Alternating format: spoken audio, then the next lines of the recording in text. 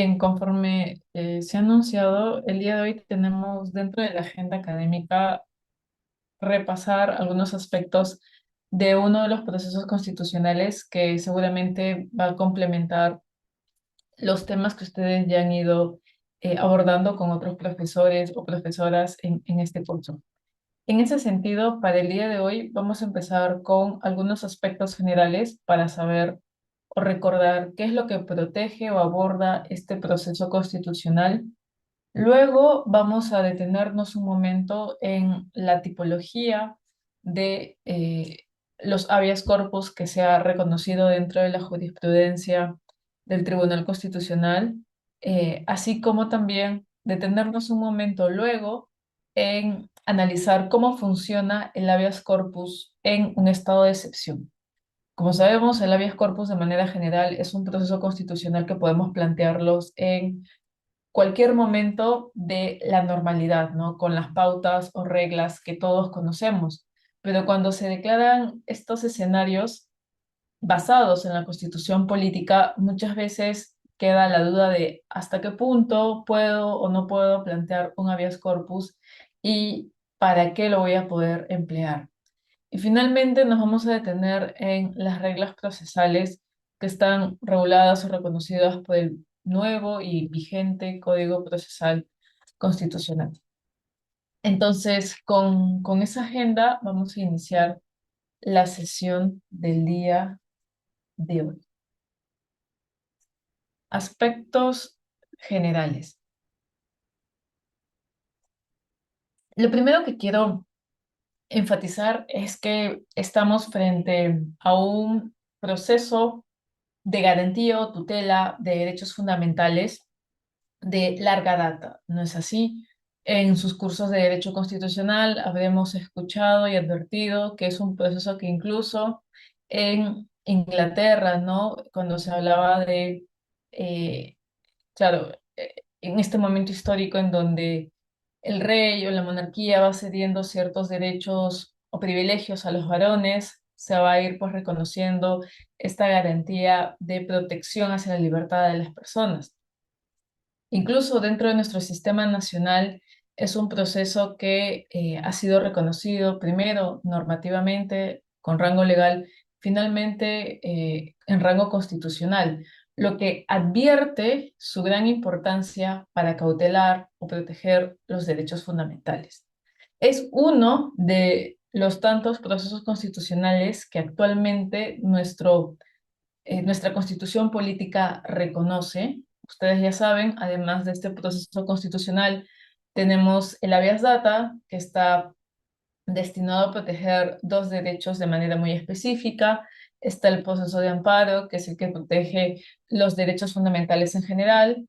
Está el proceso de inconstitucionalidad y acción popular, que son procesos más de control normativo, ¿no? Sea de normas de rango de ley o normas con rango bueno, reglamentario o infralegal. Así que también tenemos, por ejemplo, el proceso competencial y el proceso de cumplimiento que tienen finalidades u objetivos muy distintos a los antes advertidos que se dirigen más a una tutela de derechos fundamentales o a una tutela sobre el control normativo de las normas con independencia de su rango. Entonces, el día de hoy nos vamos a centrar en este proceso constitucional. Y claro, decimos que es un proceso constitucional porque nuestra Carta Magna la regula, la reconoce como tal. Actualmente, la Constitución Política, en su artículo 200, señala lo siguiente sobre el habeas corpus. Y vamos a partir de ahí para tratar de aclarar algunos puntos que pueden ser los más generales, pero los básicos o sobre los cuales debemos de partir. Dice que es una acción que procede ante un hecho o una omisión que puede darse por parte de cualquier autoridad, funcionario o persona que vulnera o amenaza la libertad individual o los derechos conexos. En primer lugar, hay que advertir que la Constitución señala que este proceso puede ser activado ante un hecho o una omisión. Un hecho, como por ejemplo una detención arbitraria realizada por un particular contra otro particular, eh, un hecho como por ejemplo la colocación de un particular o de una municipalidad de rejas en la calle sin fundamentación alguna, o una omisión como por ejemplo la no liberación de una persona privada de su libertad por un proceso penal pese a que ya cumplió su pena. Entonces, hay que diferenciar y siempre en los casos analizar cuál es el acto que queremos enjuiciar con este proceso constitucional, que puede ser un hecho o una omisión. Y estas acciones, o actuaciones, mejor dicho, pueden venir de cualquier autoridad o funcionario o una persona, un privado. Como cualquier autoridad o funcionario, ya hemos mencionado hace un momento una actuación contra nuestros derechos que se protegen por este proceso puede estar realizada por un privado, un vecino, una persona de la calle que nos priva de nuestra libertad, por ejemplo.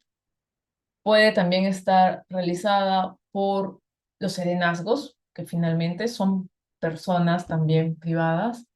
Puede estar realizada por los policías, por los jueces cuando emiten un mandato judicial.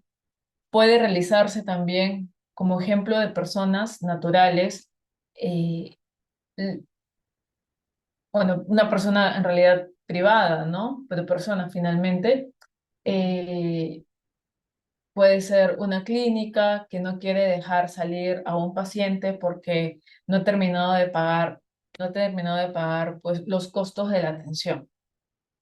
Entonces, hay que diferenciar y reconocer que este proceso lo podemos suponer tanto a personas, sean naturales, sean personas jurídicas, como también lo podemos suponer ante funcionarios, servidores que realizan actuaciones o misiones contra los derechos que protege este proceso constitucional. Antes de conocer los derechos fundamentales que protege este proceso, debemos también de advertir que esas acciones, ¿no? Que pueden ser hechos o omisiones, implican que puede vulnerar o amenazar. Si hablamos de una vulneración, nos estamos refiriendo a un acto concreto, a algo que ya se materializó, ya se realizó y ha impedido el ejercicio de mi derecho fundamental protegido por este proceso constitucional. Pero en el caso de la amenaza, es un escenario totalmente distinto, ¿no es así? Es un escenario en el que la acción que afecta a mi derecho todavía no se ha realizado, pero existe un riesgo fundado, conocido, cierto e inminente de que esta actuación se va a realizar y que por eso yo opto por proteger mi derecho fundamental mediante el proceso constitucional. Desde luego que la mayoría de casos que se dan por el accionar o ante el accionar de este proceso constitucional, lo vamos a ver prácticamente ante vulneraciones, ¿no? Actos concretos. De ahí la justificación de que sea pues un recurso o un proceso de tutela urgente e inmediata también. Dicho ello, entonces, aclarando un poco lo que nos da el texto constitucional en el artículo 200, primer numeral, lo que vamos a hacer ahora es acotar algunas características que tiene este proceso constitucional y después de ello puedes pasar por la lista larga, si queremos, o una lista resumida de los derechos que se protegen mediante este proceso constitucional. En primer lugar, el proceso del habeas corpus es un proceso constitucional que tiene la característica de ser autónomo. ¿Esto qué quiere decir? Que para su presentación no se requiere que esta sea parte de un proceso ordinario o que sea pues la derivación, ¿no?, de otro proceso de naturaleza penal, civil, entre otros. Es un proceso que podemos activar sin la necesidad de que medie otro proceso de por medio. Incluso de ahí se deriva también otras características que tiene en el marco de sus condiciones de procedibilidad, que lo vamos a ver mucho más adelante. Y en ese sentido también, al ser un proceso constitucional autónomo, se rige por reglas y principios propios, ¿no?, del marco normativo constitucional aplicable a estos procesos. Otra característica es que el habeas corpus se dice, al igual que el proceso de amparo, por ejemplo, es un proceso subjetivo y objetivo. Y me voy a detener acá un momento. No sé si ustedes habrán escuchado esta alegación de que los procesos constitucionales tienen dos dimensiones, una dimensión subjetiva y una dimensión objetiva.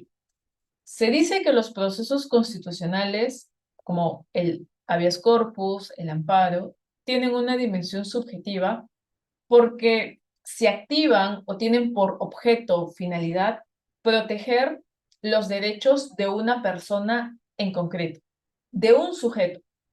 Por eso, dimensión subjetiva. Es decir, su razón de ser es que se ha producido y materializado una afectación a una persona con nombre y apellido o un grupo de personas, y a estas este proceso quiere proteger. Y por eso que esas personas son las que las llegan a activar como regla. Sin embargo, se menciona que existen otros procesos constitucionales que no tienen una dimensión subjetiva como rasgo principal, sino que tienen una dimensión objetiva, es decir, que buscan proteger derechos fundamentales, no porque una persona afectada ha parecido o ha presentado un proceso, sino porque el cuestionamiento del acto u omisión impacta en los derechos fundamentales de manera sistemática en todo el ordenamiento jurídico. Y este proceso lo va a proteger porque finalmente los derechos fundamentales son principios que irradian y que se deben de tutelar o cautelar con independencia de que haya o no se haya producido o se haya presentado un sujeto que exija una protección en concreto. En este segundo grupo se suele mencionar, por ejemplo, al proceso de inconstitucionalidad, que es un proceso bajo el cual podemos proteger, por ejemplo, el derecho al trabajo, no porque Juan Pérez presentó su demanda, sino porque una institución o un grupo de personas legitimada advirtió que una norma que entró en vigor o que ya está siendo aplicada está afectando derechos fundamentales. Bien, noten la distinción. Por un lado, hay procesos constitucionales que protegen afectaciones concretas, y ahí se advierte esa dimensión subjetiva. Y hay otros procesos que protegen derechos no porque hay un accionante o una persona detrás advirtiendo una afectación para su situación, sino que se protege ese derecho fundamental porque de no hacerlo, varias personas eh, van a verse afectadas o seguramente ya lo están haciendo. Es decir, se protege porque finalmente el derecho fundamental es un principio que se debe cautelar, que se debe de proteger. En el caso del habeas corpus, en principio, desde luego, es un proceso de tutela subjetiva porque protege derechos de personas concretas, pero también es un proceso que tiene una dimensión objetiva porque a través de estas tutelas o estos casos particulares se van creando reglas que van a proteger los derechos de todas las personas del ordenamiento jurídico. Por ejemplo, pensemos en un habeas corpus que llegue a establecer los requisitos para la motivación de una detención preventiva. Desde luego que en el análisis, si se declara fundada el habeas corpus, se va a beneficiar la persona que presentó el habeas corpus, ¿no es así? Ahí su dimensión subjetiva, pero también se puede beneficiar todo el sistema normativo, las personas, también en un efecto erga omnes, si esas pautas que se dan, pues finalmente aclaran, ¿no?, una incertidumbre de cómo debería de accionar un juez, por ejemplo, o un fiscal cuando presenta o analiza este tipo de medidas. Imaginemos incluso un habeas corpus en el cual se busca cautelar la libertad de tránsito, pero la afectación a este derecho ya cesó, ya terminó. La presentación del habeas corpus tuvo por objeto una tutela subjetiva de una persona, pero como la afectación ya terminó o el daño devino en irreparable, el juez constitucional puede aún, pese a ese escenario, emitir una decisión con el objetivo de aclarar qué acción o qué omisión no debería de perpetuarse o no debería de realizarse con el objetivo de cautelar la libertad de tránsito en casos futuros. Esa pauta, esa regla que se puede emitir en el marco de un caso en concreto, puede buscar, pues, proteger o dar mayor claridad sobre el ejercicio de un derecho y sus límites para casos futuros. Y ahí se asienta también la dimensión objetiva de este proceso constitucional. Entonces, cabe hacer esa aclaración que estamos ante un proceso constitucional de tutela subjetiva, pero que también va a llegar a impactar en la dimensión objetiva porque se llegan a establecer reglas o pautas para proteger de una manera más efectiva los derechos que son protegidos mediante este proceso constitucional. Eh, Ahora bien, ¿cuáles son los derechos fundamentales que podemos proteger mediante el habeas corpus? Bien, la Constitución política empieza señalando que protege la libertad individual o los derechos constitucionales conexos. Con esa premisa vamos a empezar a dialogar sobre qué derechos es finalmente los que pueden ser protegidos por este proceso constitucional. Cuando la Constitución política menciona que protege la libertad individual, se incluye como parte de este derecho a la libertad personal. Podríamos afirmar incluso que la mayoría de ustedes seguramente ha escuchado la alegación del habeas corpus cuando se ha afectado la libertad personal de una persona, ¿no? En el ámbito jurídico, sobre todo en el mundo del litigio, es muy común presentar habeas corpus ante detenciones que se pueden argumentar como arbitrarias o ilegales, ¿no es así? Entonces, cuando estamos hablando de la libertad personal, es aquel derecho que protege nuestra movilidad corpórea, ¿no? Y de manera más específica, es el derecho que protege que la persona no sea detenida de manera arbitraria o ilegal. De hecho, la Constitución política establece cuáles son los escenarios constitucionalmente justificados para que se dé una privación de nuestra libertad personal, ¿no?, constitucionalmente hablando. Y que si no se cumplen esos escenarios, entonces podemos, pues, presentar este proceso constitucional. ¿En qué escenario señala la Constitución política puede restringirse nuestra libertad personal acorde a la Constitución? Por ejemplo, flagrancia. Cuando se ha cometido un delito en flagrancia, los policías pueden privar de nuestra libertad, pero la Constitución también menciona las características que los policías deben de respetar, ¿no es así? 48 horas para que nos pongan en disposición de un juez, por ejemplo.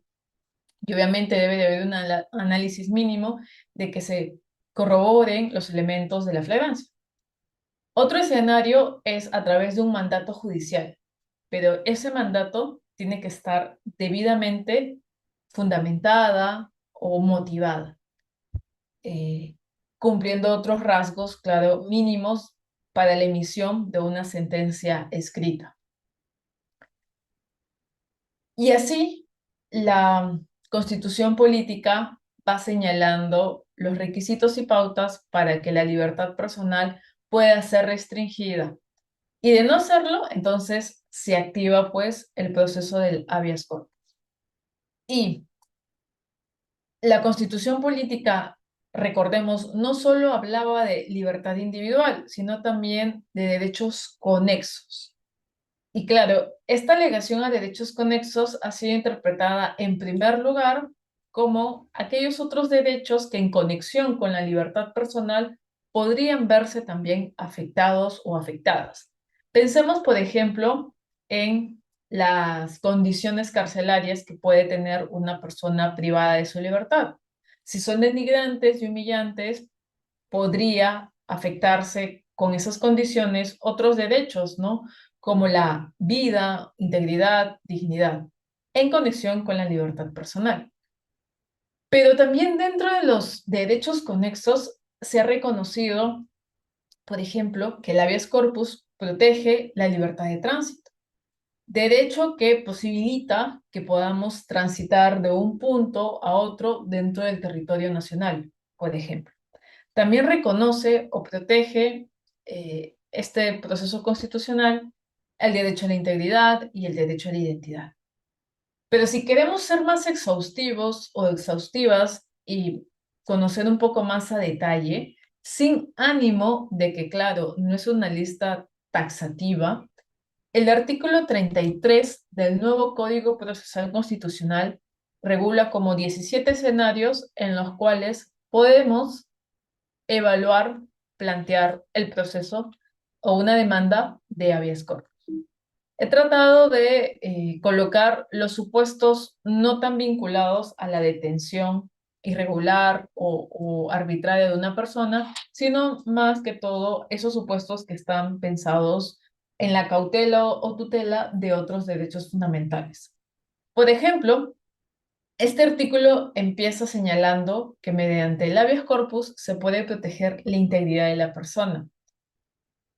Además, o como vinculado a este derecho, también protege que no seamos objeto de torturas o tratos inhumanos o humillantes.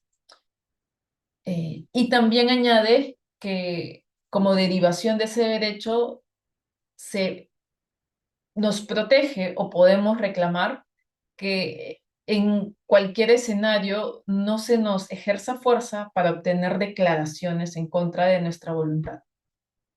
El nuevo Código Procesal Constitucional también menciona que si se nos obliga, ¿no?, a prestar un juramento de manera forzada o a reconocer nuestra culpabilidad, podemos activar este proceso. También cuando se nos exilia sin seguir los procedimientos, sin una sentencia firme. También cuando, por ejemplo, se aplica el destierro, la expatriación o un confinamiento sin seguir pues los estándares de las autoridades administrativas correspondientes de acuerdo al marco normativo que regulan esas medidas. Son, si se dan cuenta, escenarios en donde prácticamente hay una suerte de incidencia en nuestra libertad de tránsito, ¿no? En estos últimos. Es cuando, sin respetar los recaudos o las disposiciones legales, se nos fuerza a salir del país. Otro escenario es cuando no se respeta nuestro derecho de residencia, ¿no? Que es un derecho que protege o reconoce esta facultad de las personas de poder elegir dónde residir.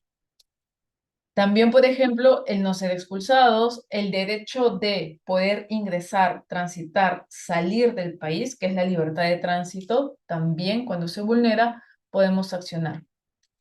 Me interesa, por ejemplo, acá en esta lista de la siguiente diapositiva, resaltar que cuando se nos priva de nuestro documento nacional de identidad, el pasaporte o de la renovación de este, también podemos presentar una demanda de habeas corpus. Y si se dan cuenta, estos documentos son requisitos indispensables para que podamos transitar, ¿no es así? Ahí nuevamente aparece la libertad de tránsito como el derecho que justifica que se nos proteja ante un escenario como el descrito. También, vinculado un poco, por ejemplo, con la libertad personal, está el escenario en donde si se nos somete a tratos equiparables al de la esclavitud, servidumbre, explotación infantil, podemos, pues, accionar este proceso constitucional. Y, por ejemplo, también se menciona en el supuesto en el cual no se nos asista de un abogado para que podamos defendernos ante las respectivas autoridades. Y con esto ya termino, que también son, me parecía escenarios muy importantes, ¿no? Si existe una vigilancia en nuestro domicilio o un seguimiento policial que no tienen un sustento, son arbitrarios o injustificados, ahí también podemos plantear una demanda de habeas corpus. Así como cuando la persona que ya ha cumplido su condena no es excarcelada, ¿no? Por omisiones que a veces el mismo sistema penitenciario realiza. Eh, Vamos a ver, quiero ver la hora para ir viendo. Bien, vamos a terminar, después de esto tengo unos ejemplos, vamos a terminar la parte de los ejemplos para quizás ir luego leyendo algunas preguntas que ustedes pueden ir dejando en el chat. Como vamos dando cuenta, eh, la lista de los derechos o los escenarios en los cuales podemos presentar el habeas corpus es muy larga. Y además de ello, es una lista que no es taxativa, como les acabo de decir. En cualquier otra situación en donde veamos una conexidad con la afectación a la libertad personal o a la libertad de tránsito, por ejemplo, podemos pues activar o presentar una demanda para este proceso constitucional. Vamos ahora a ver algunos casos o ejemplos y tratar de identificar cómo es que finalmente se dio la estrategia desde el litigio, ¿no? Para aludir al derecho vinculado al proceso del habeas corpus. Vamos a iniciar con esta sentencia. Seguro que ustedes lo han conocido, han escuchado del caso. Fue muy mediático hace varios años, ¿no? El caso de Juliana Yamoja. Para quienes no recuerdan mucho, ¿no? Porque finalmente es una situación que penalmente tuvo bastante repercusión. Un escenario en donde, claro, Juliana Yamoja, en este caso la hija, estuvo en una situación en donde terminó realizando varios cortes a su madre. Producto de esa situación, dice que también la madre le realizó algunos cortes a la hija. Se señalaba en un escenario o respuesta de defensa, pero finalmente Juliana Yamoja llega a ser investigada, sentenciada también por el delito de parricidio, ¿no? Y obtiene pues una sentencia condenatoria. En este caso, ¿no? Después de emitida la sentencia condenatoria y eh, la confirmatoria mediante la ejecutoria de la Corte Suprema, Juliana Yamoja presenta una demanda de habeas corpus, ¿no? Señalando que se ha vulnerado el derecho de defensa y la debida motivación en relación a la libertad personal. Ella argumentaba que en la valoración que tuvo o tuvieron los jueces, en su caso, para determinar si se había cometido o no el delito y finalmente disponer la condena, ella argumentaba de que no se había dado una debida motivación. Eso fue el argumento principal. Eh, claro, señala de que la forma en cómo se alegaron los hechos y cómo se llegaron a ciertas conclusiones sin evaluar si las premisas eran lógicamente correctas para llegar a esa afirmación, se le termina juzgando con la afirmación de que había sido responsable y con una determinada condena. En un momento les voy a dar el pase porque hay algunas manos levantadas, me parece. Y en este caso, claro, sin perjuicio de lo que yo acabo de mencionar, la defensa de Juliana Yamoja presenta esta demanda aludiendo defensa, debida motivación en relación a la libertad personal. Con lo que he podido describir, si yo les pregunto, ¿cuál fue el principal derecho fundamental que valoró o analizó el Tribunal Constitucional en este caso? ¿Cuál creen fue el principal derecho para determinar si la condena que se emitió contra Juliana era, era constitucionalmente correcta o no, de cara a que se había presentado un proceso de habeas corpus? ¿Dónde creen centró el Tribunal Constitucional su análisis?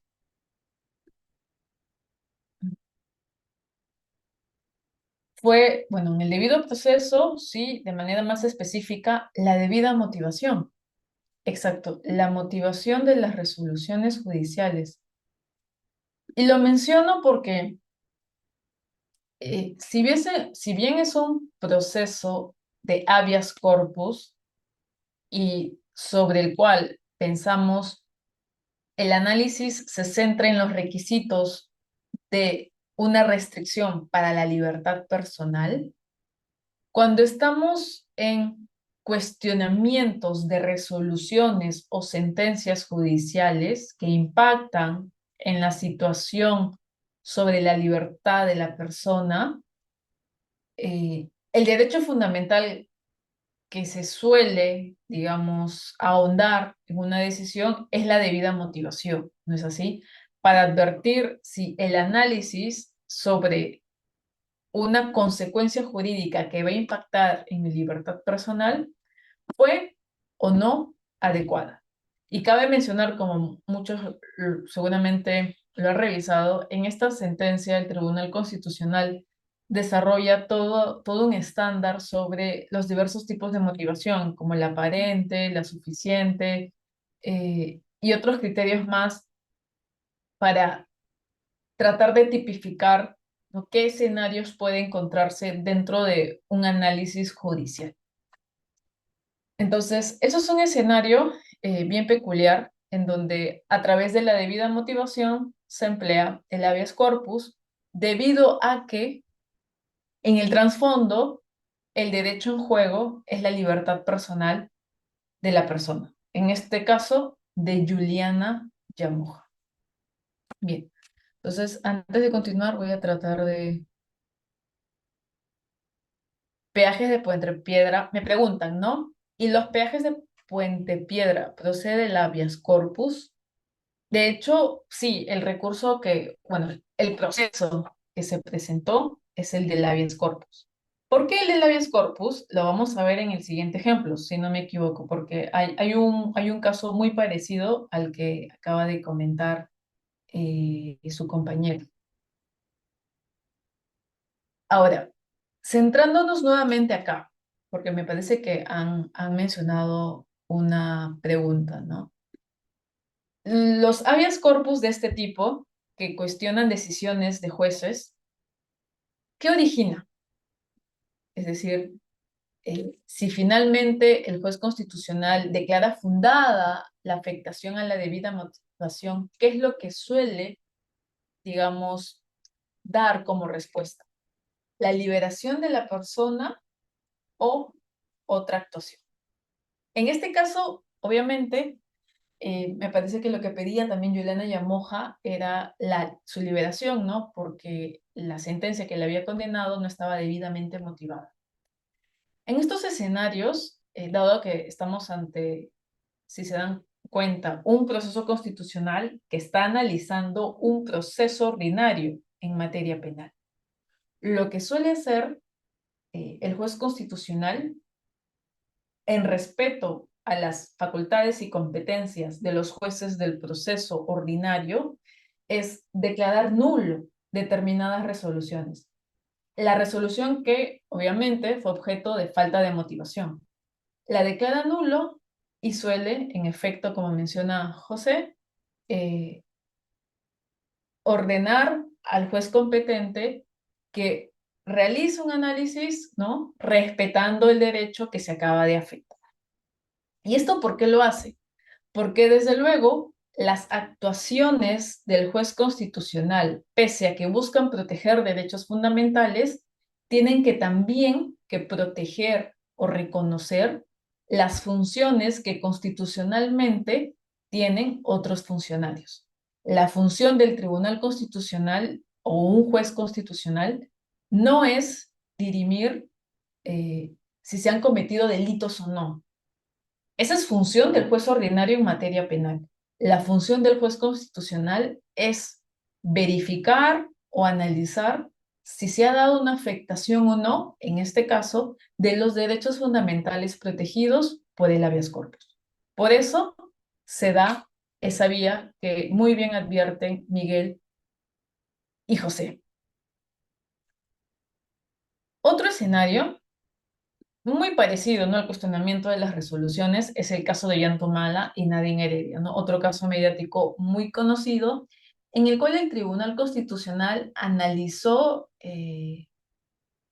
los requisitos que se deben de cumplir cuando se da por parte de los jueces penales eh, una prisión preventiva.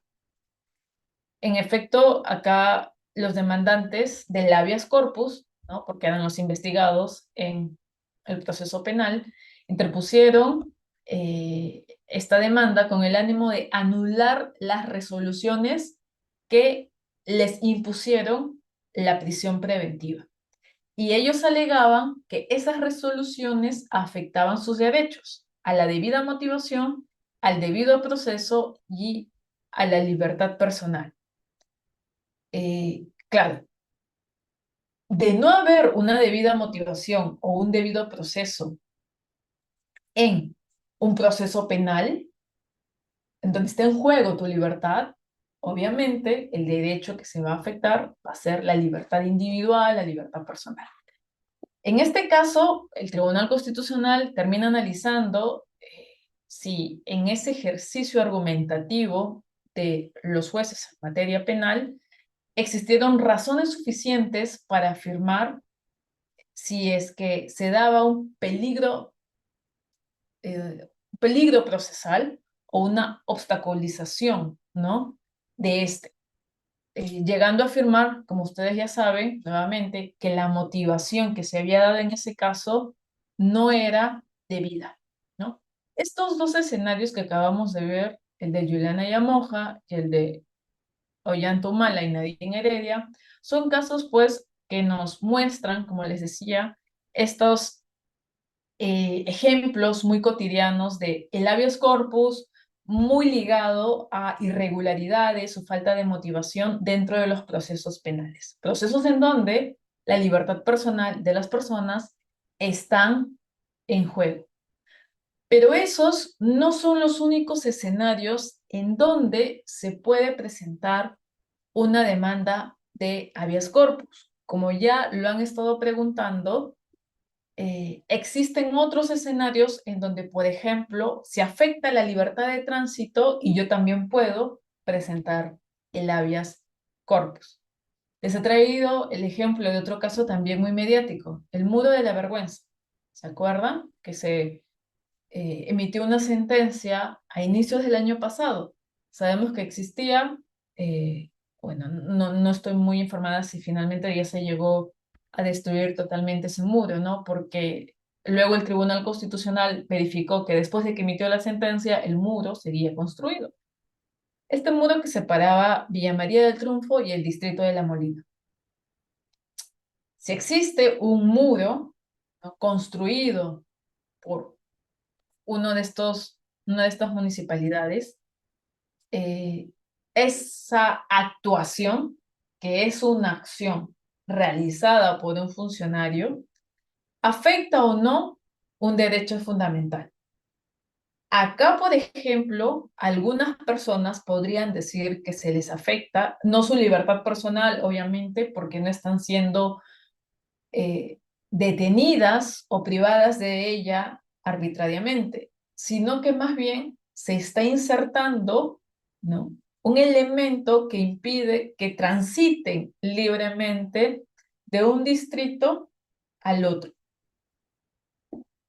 Desde luego que la municipalidad que construyó ese muro argumentaba, ¿no?, un principio o un bien que trataba de cautelar, la seguridad, si no me equivoco. En este escenario, claro, era muy oportuno traer a colación un habeas corpus. Finalmente, el Tribunal Constitucional termina aplicando un test de proporcionalidad para evaluar si habían razones suficientes para la alegación de la seguridad de las personas para colocar este muro en agravio de la libertad de tránsito. La consecuencia fue que no existían, ¿no?, elementos suficientes y que esta era una medida desproporcional, es decir, con gran impacto en la libertad de tránsito, y por eso que ordenó la destrucción de este. Y como estamos advirtiendo, la libertad de tránsito también ha motivado pues la presentación de otros habeas corpus, como por ejemplo el acceso a las playas. La playa es claro, no es un ambiente en sí, pero es un escenario público, ¿no? Y al ser o tener esta característica, todas las personas tenemos el derecho de poder acceder a ella. Y si existe un privado que, por ejemplo, coloca rejas o puertas y priva nuestro acceso, habeas corpus, libertad de tránsito. Lo mismo en el caso de los peajes, ¿no? Y es lo que ahorita se está discutiendo. Si eh, las cláusulas o la forma en cómo se ha establecido un peaje impacta negativamente en el tránsito de las personas, ¿no?, en empleo válido de un vehículo, eh, lo podemos cuestionar, ¿no?, y buscar la garantía de la libertad de tránsito a través de habeas corpus, nuevamente. Entonces, vamos advirtiendo que también es un derecho que motiva la interposición de demandas de este tipo.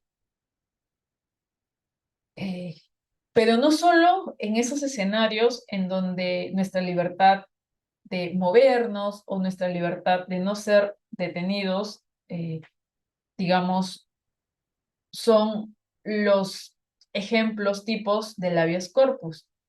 Eh, bueno, acá vamos a hacer una corrección pequeña.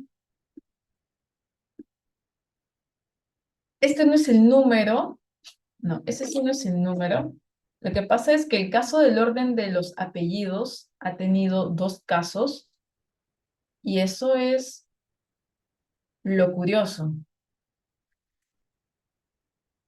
Se buscó la tutela o garantía de reconocer por igual, ¿no?, el orden de los apellidos del padre y de la madre tanto a través de un proceso de amparo como también a través de un proceso constitucional. Cuando se optó por el proceso de amparo, la argumentación estaba destinada a proteger o cautelar el derecho a la igualdad. No obstante, y ahorita estoy buscando el número del expediente, cuando se optó por el proceso de el habeas corpus, que es el 29, acá lo voy a colocar, el expediente 2970-2019, este sí fue el habeas corpus. En ese proceso, eh, claro, se observa o se revisa los escenarios que facultan la interposición del habeas corpus en el Código Procesal Constitucional de, vigente en ese entonces, y se regulaba algo muy parecido a lo que dice, a ver, a lo que dice acá, en el numeral 11, ¿no? Que el habeas corpus protege que las personas no sean privadas de su documento nacional de identidad, así como el pasaporte o la renovación de este. Y claro, ¿qué pasaba en este caso? Que, bueno, debido a la situación particular de la demandante, ¿no?, y de su hija, eh, finalmente la primera identidad que ella tuvo fue tener en primer orden el apellido de la madre y luego el apellido del padre. Pero luego, y pasaron los años, ¿no? Y creó toda una identidad, ¿no? Con ese orden. Pasaron los años y cuando quiso renovar su documento, la RENIEC le solicitó hacer el cambio del orden. Y de no hacerlo, no le iba a emitir pues el documento nacional de identidad. Y ahí es donde se aplicaba el supuesto que acabamos de ver. Y por eso que este problema vinculado al DNI es analizado mediante un habeas corpus por el Tribunal Constitucional. Pero un problema muy parecido, claro, también fue visto por este Tribunal Constitucional, pero bajo un expediente de un proceso de amparo, ¿no? Ya, llama, digamos, o da mucha curiosidad ver cómo, de acuerdo a la estrategia que se pueda tener en determinados casos, a veces va a ser adecuado presentar un habeas corpus, ¿no? Como hemos visto, si existía una vinculación, pero en otros, por ejemplo, el análisis puede ir planteado desde un proceso de amparo y en tanto que se enmarque dentro de los derechos protegidos netamente por este proceso, también va a ser viable y procedente. Y bueno, eso son un poco los ejemplos que quería traerles para que podamos ver cómo es que ha funcionado este proceso constitucional. Voy a tratar de leer algunas de las preguntas antes de pasar al siguiente punto. Por ejemplo, me mencionan sobre el anterior caso, sobre el muro de la vergüenza, entiendo, me están preguntando, claro, el test de proporcionalidad, seguridad ciudadana o libertad de tránsito, ¿es dimensión objetiva? También, también es dimensión objetiva. ¿Por qué? Porque finalmente el sacar ese muro no solo va a beneficiar a quien ha interpuesto el habeas corpus, ¿cierto? Va a beneficiar a las personas que viven cerca o a la persona que en algún momento va a querer transitar por ahí. Su efecto, el efecto de la protección del derecho, es erga omnes, o tiene un gran impacto más allá de quienes estaban interesados en que se resuelva el proceso de habeas corpus. Hay otra pregunta que me consulta si en los dos últimos casos se cuestiona la ordenanza municipal o qué acto. Bien, eso es bien interesante. Eh, en el muro de la vergüenza, ¿cuál es el acto que vulnera la libertad de tránsito? Me van a decir la construcción del muro. Sí, en efecto. Si la construcción del muro tuvo, como cualquier acto municipal, tuvo un fundamento normativo, como por ejemplo una ordenanza, entonces se cuestiona el acto fundamentado en la ordenanza. Cabe mencionar. Ahora, eh, acá fue la ordenanza, ta, ta, ta. Claro, acá en estos dos son resoluciones, ¿no? Ya habíamos comentado los actos que afectan los derechos fundamentales, acá la actuación de la Municipalidad de La Molina. Aquí es curioso, en este último caso, ¿no? ¿Cuál era el acto que afectaba el derecho a la identidad? ¿No? Acto que finalmente impactaba en el acceso a este documento del DNI. Obviamente la denegación de la RENIEC, pero al momento de redactar la demanda hay que tratar de ser los más precisos, ¿no? El acto que está afectando, que es una acción, sería la denegatoria eh, de, de RENIEC de emitir el documento nacional de identidad en amparo de la aplicación del artículo 20 del Código Civil, en tanto que interpreta que de este artículo va como primer orden de los apellidos el del padre y no el de la madre, ¿no? Esa es una identificación bien precisa del acto que afecta a mi derecho fundamental. ¿Por qué es importante hacer esto? Porque si bien aparece la denegación como un acto administrativo, ¿no? Como el acto que está afectando, vamos a advertir, si vamos un poco más allá, que ese acto tiene un fundamento legal que va a generar que en otros escenarios se sigan afectando más derechos fundamentales en un conflicto parecido. El problema en sí no termina siendo la actuación de la RENIEC para ese caso en concreto. El problema en sí va a ser cómo se interpreta el artículo 20 del Código Civil. Por eso que en este caso el Tribunal Constitucional analiza, ¿no? Hace un control difuso de la aplicación de este artículo y descarta una interpretación. Es decir, establece que no es constitucionalmente válido alegar que el artículo 20 dispone en primer orden el apellido del padre. Todo lo contrario, del artículo 20, ¿no? Interpretándolo con los derechos de la Constitución como el de la igualdad, se advierte que lo único que dispone el artículo 20 es que los apellidos de los hijos tengan el primer apellido del padre y de la madre, mas no se establece el orden.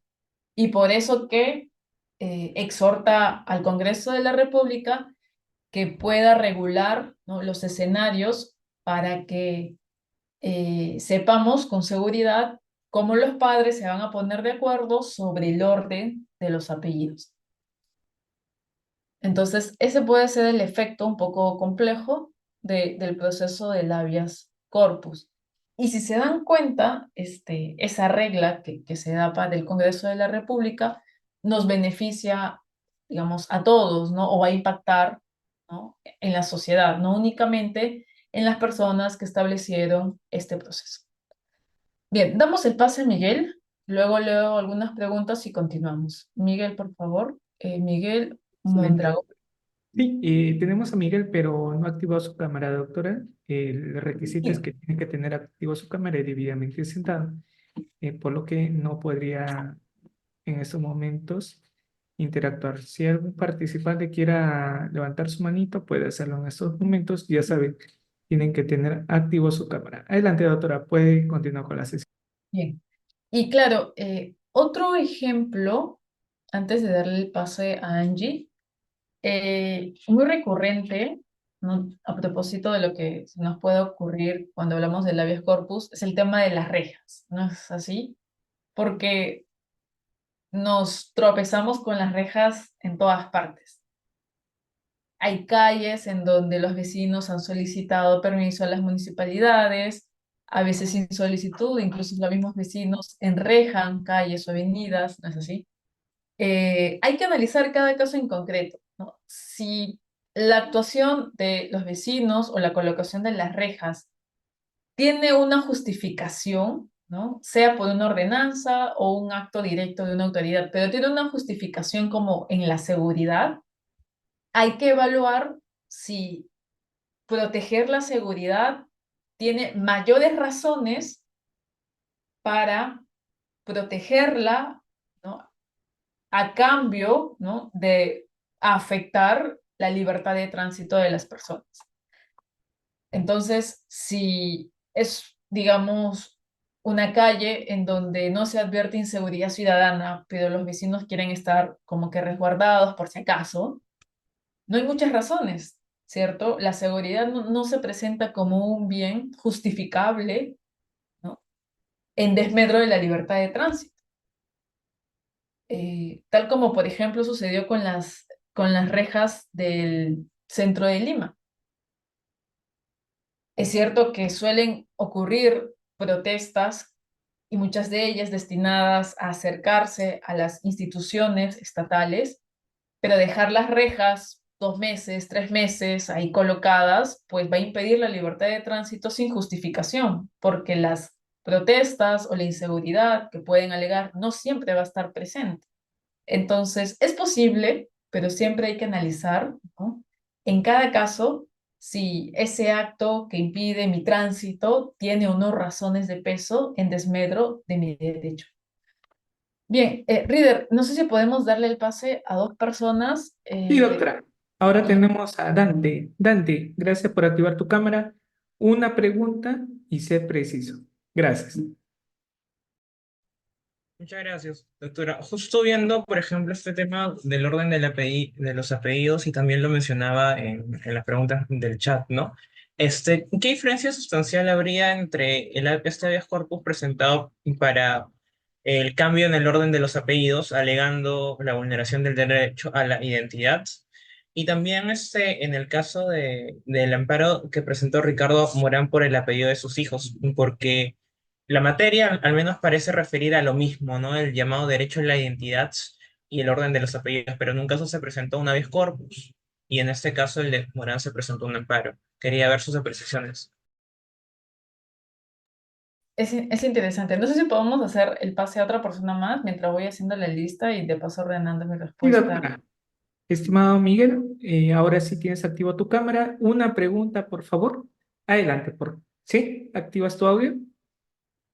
Activa tu audio, Miguel. Nuevamente te doy paso. Listo, Miguel. Activa nuevamente tu audio. ¿Me escuchas? Listo, Miguel. Ahora, Sí. Una pregunta. ya, doctora, buenas noches. Doctora, tomó usted el caso de el muro de la vergüenza y señaló que tenía una dimensión objetiva. ¿Por qué? Porque beneficia a gran cantidad de ciudadanos esta sentencia. Mm, Si yo tengo un caso parecido y en el cual invoco esta sentencia del Tribunal Constitucional, me ha sucedido que el juez, cuando yo presento sentencia del Tribunal Constitucional, se aparta de esa sentencia, porque señala que no es precedente vinculante. ¿Están correctos esos jueces en decir que no son precedentes vinculantes y por lo tanto se aparta de la sentencia del Tribunal Constitucional? Y si fuese así, ¿cuál sería el sustento legal o el sustento constitucional para advertir al juez que está yendo en contra de lo que dice pues, la sentencia del TC, ¿no? Gracias, Miguel. Una más, Reader, como esta segunda es bien puntual, no sé, y ya con eso Sí, concluyo. doctora. Perfecto. Y gracias, Miguel, por interactuar. Así queremos ser puntuales a la pregunta, ¿sí? Tenemos a Yuritza, pero no activó su cámara. Doctora, con esas dos preguntas puede realizar puede dar respuesta. Gracias. Bien, muchas gracias, Rieder. Sobre la primera consulta, que me parece muy oportuna para aclararnos, entonces, finalmente, ¿qué proceso puedo usar cuando se afecta mi identidad, ¿no? O el derecho a la identidad. Estamos viendo que hay casos en donde, como en el del orden de apellidos, a veces se opta por el amparo o a veces se opta por el habeas corpus. Y el ejemplo que trae su compañero incluso son escenarios en donde el orden de los apellidos no es la discusión que los hace comparables, sino que en un caso se dice que se afecta la identidad, ¿no? Porque no hay un orden adecuado en respuesta o en la línea del derecho a la igualdad, ¿no? Y en el otro, respecto al caso de Ricardo Morán, en donde en el marco del interés superior de sus hijos, hijo e hija, él presenta, claro, un proceso de amparo para que se le pueda reconocer la identidad, la nacionalidad, ¿no? Y también el vínculo filial que tenía él con sus hijos. Eh, ¿Por qué en este segundo quizás prima más el camino del amparo que el del habeas corpus, ¿no? En el primero, en el habeas corpus que se presenta para el orden de los apellidos, si nos damos cuenta, la discusión era, yo no estoy de acuerdo con el orden que tú me estás exigiendo para yo poder obtener mi DNI. Yo ya tengo un DNI, pero tengo que renovar, ¿no? El impacto de que tú no me deas mi documento de identidad es un supuesto que se subsume dentro de la lista de los ejemplos para presentar el habeas corpus. Se subsume bien, creo que era en el 11, ¿no? En el numeral 11 del artículo 37. Pero sin embargo, eso si lo vemos desde cómo el no obtener mi documento de identidad afecta mi libertad de tránsito, porque sin mi documento de identidad yo no puedo viajar, ¿no? Incluso dentro del país, no puedo comprarme un pasaje porque voy a necesitar mi documento. Y si este ya está vencido, no puedo transitar. Menos aún voy a poder, por ejemplo, sacar mi pasaporte o querer viajar afuera del país con mi documento nacional de identidad. Hay una afectación a la libertad de tránsito. Ahora, también podemos verlo del otro lado y decir, sí, libertad de tránsito, pero más allá de eso, porque yo puedo no querer viajar, puedo querer no movilizarme. Hay una afectación a cómo yo quiero determinarme de manera externa en la sociedad. Por ejemplo, en mi caso, yo soy y he sido reconocida durante varios años como Julia Romero Herrera. No quiero que me exijan ser Julia Herrera Romero. Y esa es mi identidad, ¿no? Si le damos énfasis argumentativa, y acá yo sí creo y reconozco pueden ser por ambos, hay también razones para poder presentar una demanda de amparo, si nos damos cuenta. Va a depender, ¿no? En el caso del orden de los apellidos, creo que va a depender. Es muy equiparable, pero quizás la premura de tener el documento de identidad motiva que se pueda presentar y también la claridad, ¿no? De que sea un supuesto muy regulado en la lista de los procesos de habeas corpus, puede ser lo que motive optar por ese proceso. Sin embargo, en el caso de Morán, el tema de la identidad o el poder movilizarme, ¿no? El derecho a la libertad de tránsito, no es la razón suficiente, no es así. Claro, se va por el proceso de amparo porque se quiere hacer énfasis en el reconocimiento de varios derechos fundamentales que llegan a tener, en este caso, el niño y la niña. Se habla de la nacionalidad, se habla de la identidad, incluso se llega a hablar del interés superior del niño, me parece que también del derecho a la igualdad. Y esa discusión de solo reducir el acto vulneratorio a la no dación del documento de identidad de sus hijos no llega a ser como que el acto vulneratorio principal. sino que el no reconocimiento de la identidad de los niños llega a impactar en varios derechos fundamentales, ¿no? Como por ejemplo el vínculo filial que van a tener ellos con el padre. Y por eso, pues, que se termina en ese caso, y también por el énfasis de que la norma exige requisitos como que viabilizando que la madre pueda ir a reconocer a los hijos, pero no reconoce el supuesto en donde únicamente el padre puede hacerlo. Y como hay esta diferencia de trato, ¿no? También toma más peso por el derecho a la igualdad y no discriminación, creo yo, el haber optado por el proceso de amparo en lugar del proceso de habeas corpus. Y menciono o hago énfasis en esta pregunta porque muchas veces la aplicación de los procesos constitucionales no son o no es un ejercicio tan claro como poder definir, ya, como estoy ante naranjas, lo pongo en la cesta de naranjas, ¿no? A veces una naranja incluso puede estar en otra cesta de manera válida, ¿no? Es decir, un hecho, una afectación de un derecho fundamental puede ser argumentada y llevada, ¿no? Hacia la tutela de otro proceso constitucional. Entonces, va a depender bastante de cómo se den los hechos de cada caso para poder evaluar qué proceso constitucional es el mejor para ese escenario. Y respecto a la segunda pregunta, que estaba dirigida a la dimensión objetiva o al tema del precedente vinculante. ¿Qué sucede? El Tribunal Constitucional emite sentencias, ¿no? En sentido general, r- resuelve diversos conflictos sobre derechos fundamentales de amparos o habeas corpus. Pero no todas las sentencias que emite el Tribunal Constitucional son en sentido estricto precedente vinculante.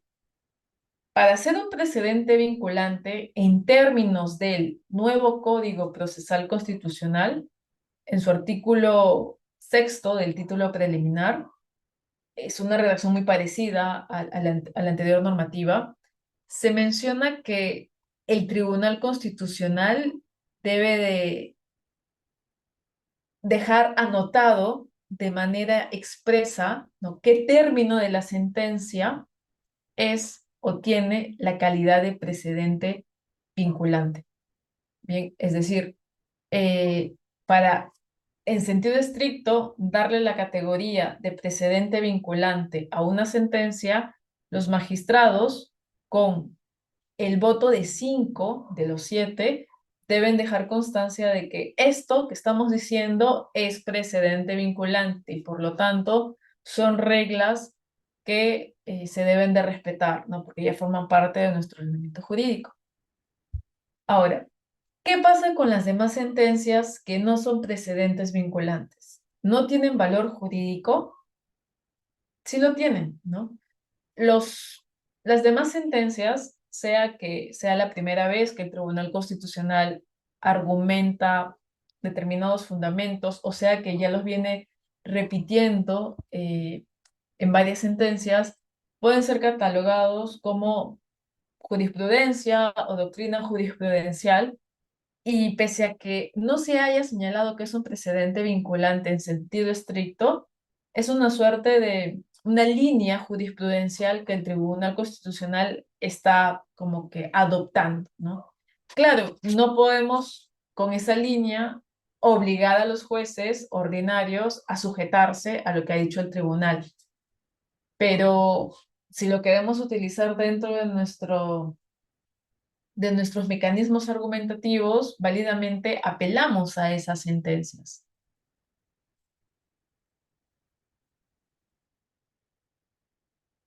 Bien, ahora, empalmando esta respuesta, hay una pregunta que dice, ¿las sentencias del tribunal son doctrina vinculante y los precedentes vinculantes deben cumplir lo establecido en el artículo sexto de, claro, el artículo sexto les decía, del nuevo Código Procesal Constitucional señala, ¿no? Las sentencias del Tribunal Constitucional que adquieren calidad de cosas juzgadas constituyen precedente vinculante cuando así lo exprese la sentencia. Ese es el requisito. Es precedente vinculante un habeas corpus cuando así lo exprese la sentencia. ¿Cómo se materializa esto? En la última parte, en la resolutiva de la sentencia, debiera de decirse, ¿no? Se declara precedente vinculante lo dispuesto en los fundamentos o lo que a continuación resumo como precedente vinculante. Entonces, solo en ese escenario. Ahora, voy a tratar de avanzar varias preguntas que se están dando en el chat tienen que ver con los tipos de habeas corpus, ¿no es así? Pero, entonces, vamos a cerrar esta última pregunta y para que continuemos con los siguientes temas, sé que hay varias dudas, les pediría que las tengan anotadas para la última parte. Vamos a tratar de continuar con los temas previstos sin perjuicio de que puedan tener por ahí dudas sobre algo que se ha mencionado o puntos que desean se aclaren. Bien, antes de verificar los tipos de habeas corpus, quería comentarles la lista de los procesos, perdón, la lista de las características que el nuevo Código Procesal Constitucional incluso llega a reafirmar, reconoce o tiene este proceso constitucional, ¿no? Se menciona que estamos ante un proceso que es informal o tiene por característica la informalidad, ¿no? Y lo vamos a ver en sus rasgos procesales, ¿no? Es un proceso constitucional que a diferencia del proceso de amparo, dada la urgencia de tutela de los derechos que está en juego, no requiere tanta formalidad como el proceso de amparo, ¿no? Hay mucha flexibilidad. Lo vamos a ver a detalle más adelante, pero lo dejo anotado. Es un proceso entonces informal. También es un proceso que no tiene simultaneidad. ¿Qué implica esto? Que en el marco de este proceso constitucional no existe otro proceso que proteja o tutela en igual medida o paralelamente los derechos fundamentales que protege este proceso. Y se menciona que es un proceso vicaria porque es es un proceso que se puede plantear no solo por la parte agraviada. Ustedes recordarán, no sé si ya vieron el proceso de amparo. El amparo solo lo puede presentar la persona agraviada, la persona afectada. No es que yo pueda presentar un proceso de amparo a favor de mi hermana. En cambio, en el habeas corpus, yo puedo presentar una demanda de este tipo a favor de otros ciudadanos. Por ejemplo, yo podría presentar un habeas corpus a favor de los comerciantes que se están viendo afectados por la colocación de rejas en el centro de Lima. Entonces, como se busca una tutela urgente en este tipo de demandas, también la legitimidad activa para accionar este proceso es muy abierta. Lo puede hacer el agraviado, cualquier otra persona, y también la Defensoría del Pueblo, por ejemplo, ¿no?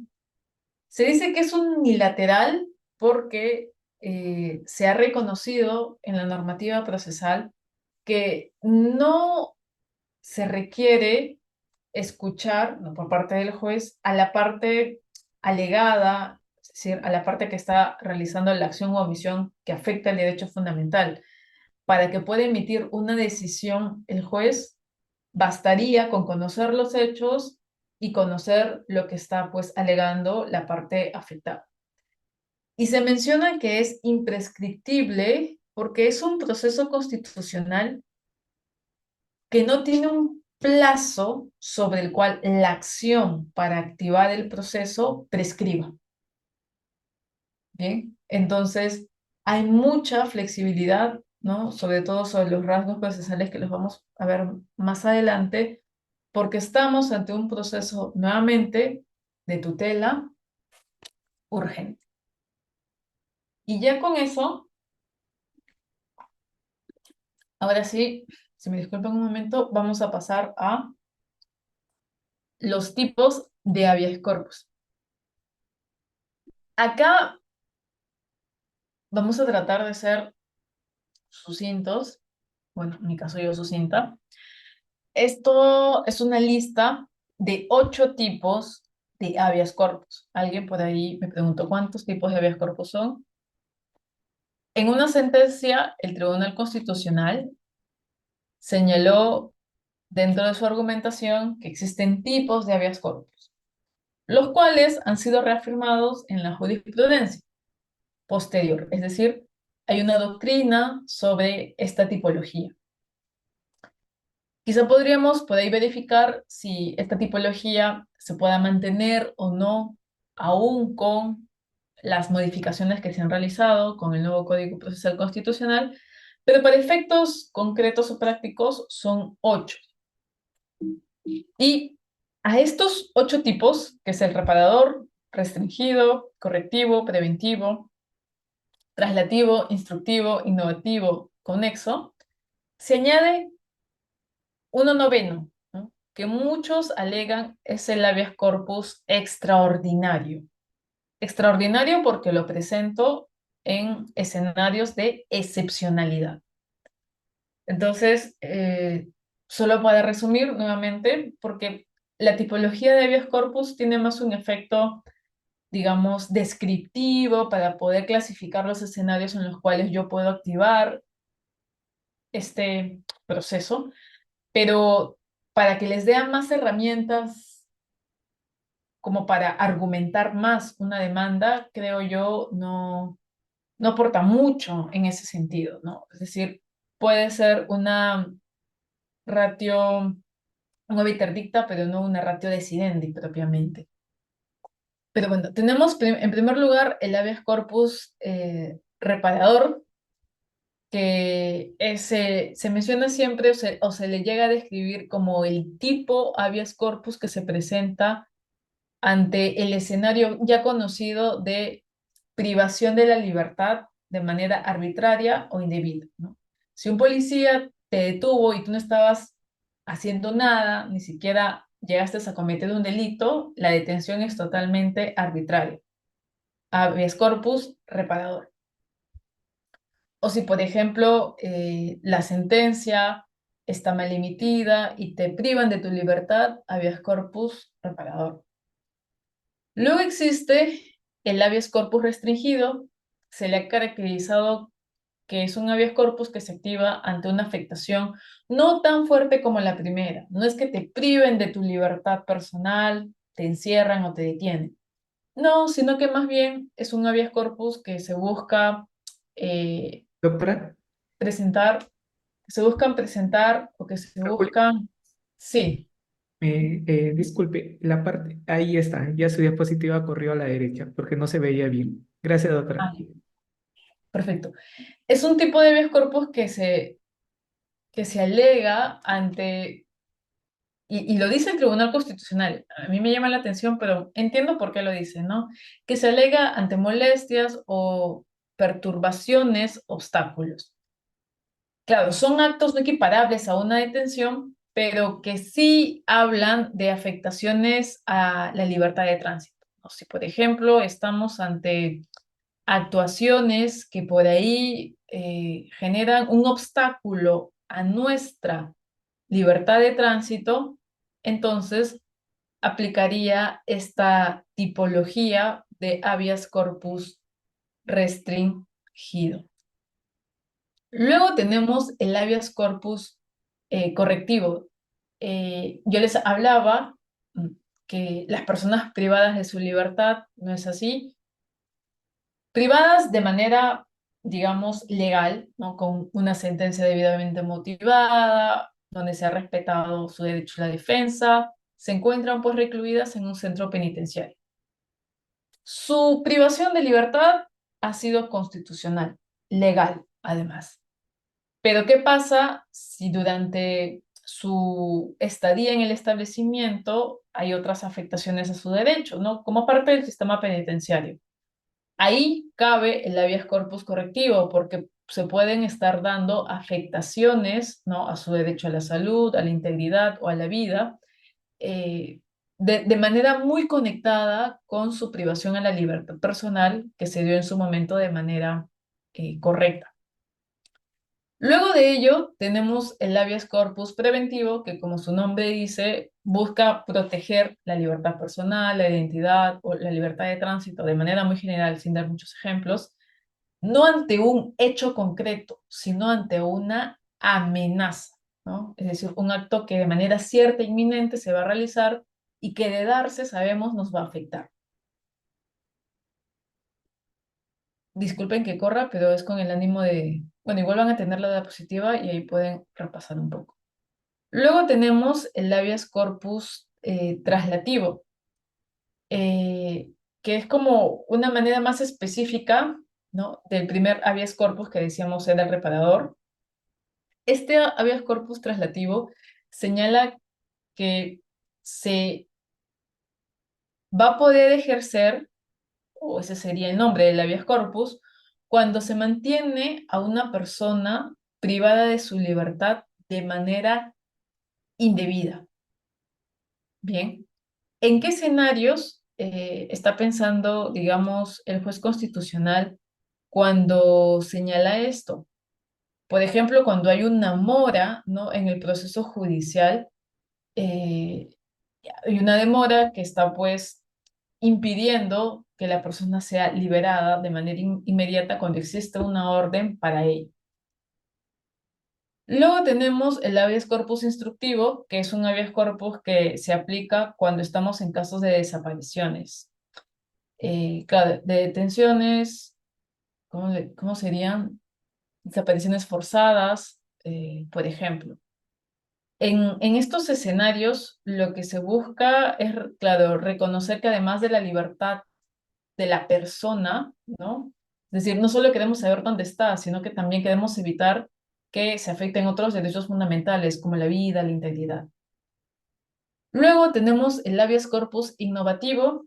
Es un habeas corpus que se va a presentar cuando ya la afectación al derecho ha devenido irreparable o la vulneración ha cesado. Pensaríamos que el habeas corpus ya no va a tener un efecto concreto para la persona que lo accionó, pero finalmente el juez decide emitir, ¿no? Una decisión sobre la alegada afectación inicial al derecho con el ánimo de que esa afectación no se vuelva a repetir, ¿no? En el futuro. Entonces, como se trata o se tiene el objetivo de innovar en las reglas sobre la libertad personal, por ejemplo, o la libertad de tránsito, pese a que la afectación ya cesó o se ha constatado que la amenaza no se va a dar, igual se pretende dar ciertas reglas o pautas. Y el habeas corpus conexo, que sería el habeas corpus en todos los escenarios que no pueden subsumirse dentro de la tipología que ya se advirtió. Y finalmente tenemos el habeas corpus excepcional, que como les decía, algunos en la doctrina, y también me parece que en alguna jurisprudencia del Tribunal Constitucional lo ha añadido a esa tipología, sería pues el habeas corpus que se presenta ante estados de excepción. Yo les colocaba esta pregunta de, ¿cabe plantear una demanda de este tipo de proceso constitucional? Y he adelantado la respuesta, ¿no? Y es que sí se puede. La misma Constitución Política señala en su artículo 200 que el ejercicio de acciones o procesos constitucionales como el del habeas corpus y el amparo no se suspende. durante la vigencia de los regímenes de excepción, como lo es el estado de emergencia.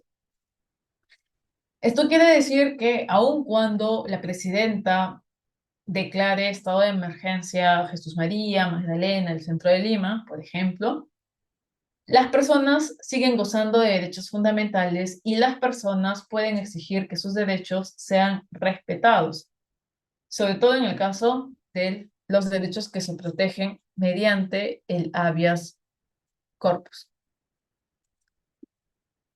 Eh, Antes de continuar,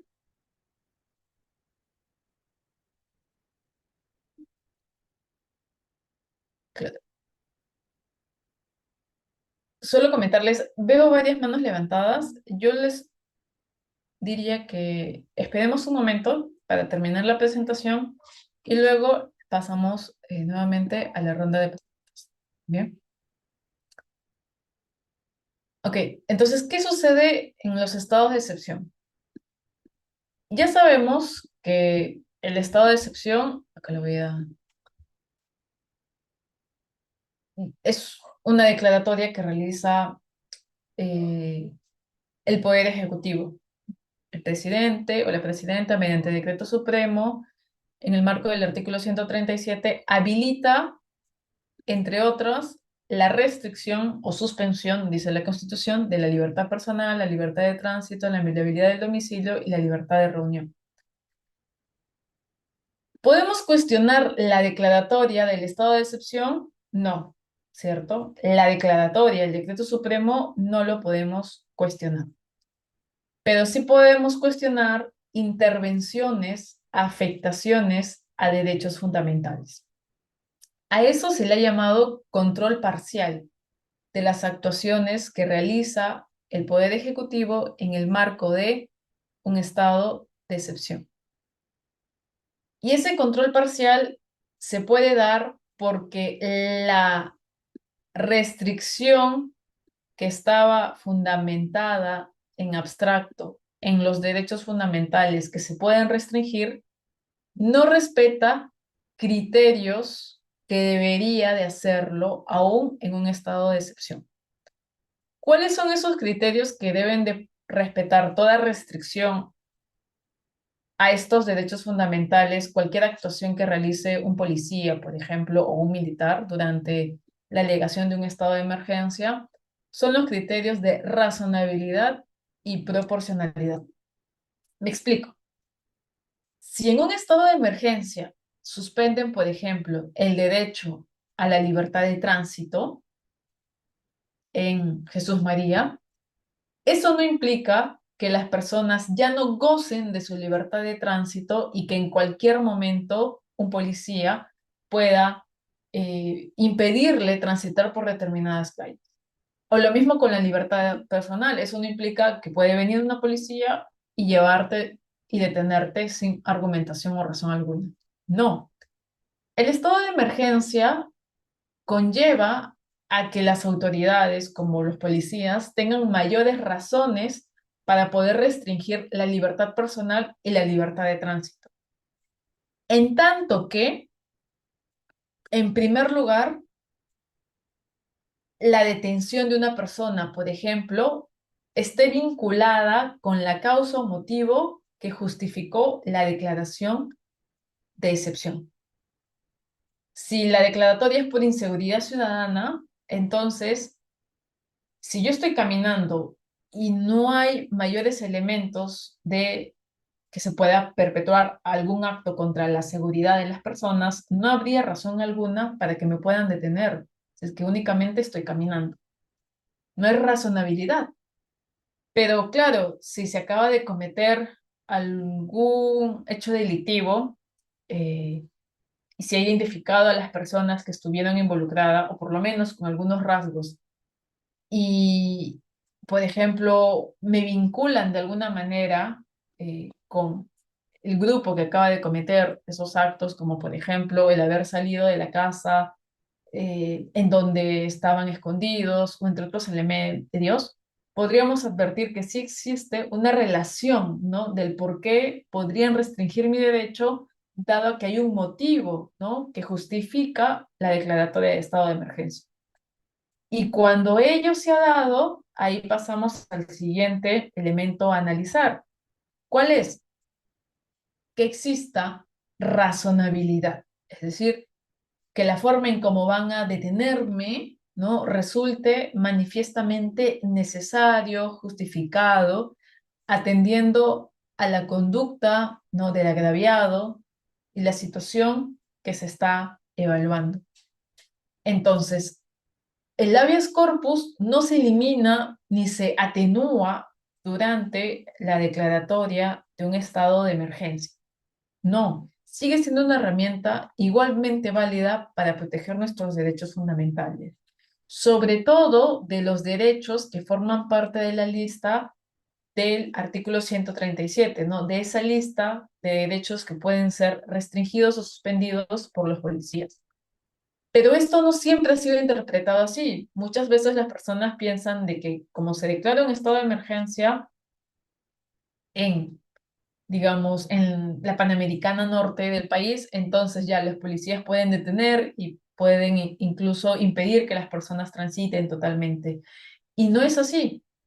Eh, Podemos presentar un habeas corpus días después, incluso o cuando se ha dado el hecho en concreto, y buscar, ¿no?, la liberación o que el juez innove, ¿no?, que cree decisiones para poder, de algún modo, dar reglas más claras para proteger los derechos de las personas.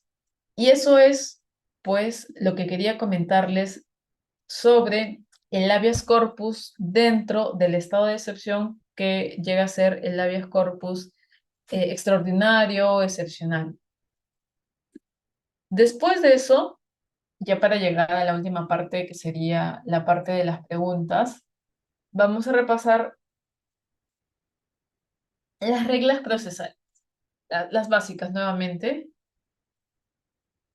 que son las que nos pueden servir para por lo menos pasar el primer momento de la admisibilidad o procedencia, sobre todo la categoría sería la procedencia de una demanda de habeas corpus.